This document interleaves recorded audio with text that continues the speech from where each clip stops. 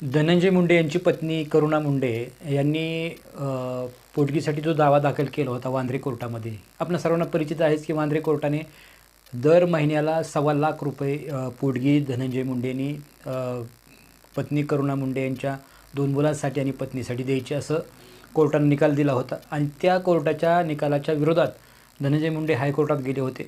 तर हायकोर्टाने सुद्धा धनंजय मुंडेला दणका दिलेला आहे.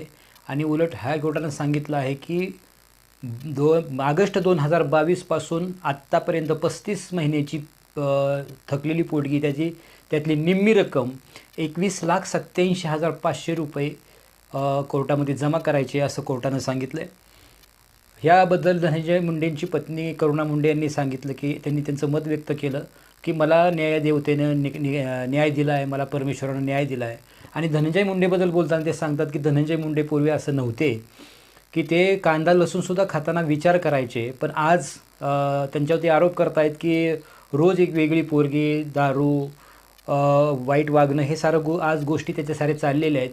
आणि हे असं नव्हतं, परंतु आज त्यांनी केवळ त्यांच्या दलालांमुळं, वाल्मिक कराडसारख्या दलालांमुळं ते आज बदललेत. आणि त्यांनी आता सुद्धा विचार करावा धनंजय मुंडेच्या बरबादीला, कारण त्यांचे दलाल आहेत आणि त्यामुळे आज ते बिघडलेत. त्यांनी विचार करावा असा सल्ला पण पत्नी करुणा मुंडे यांनी दिलेला आहे.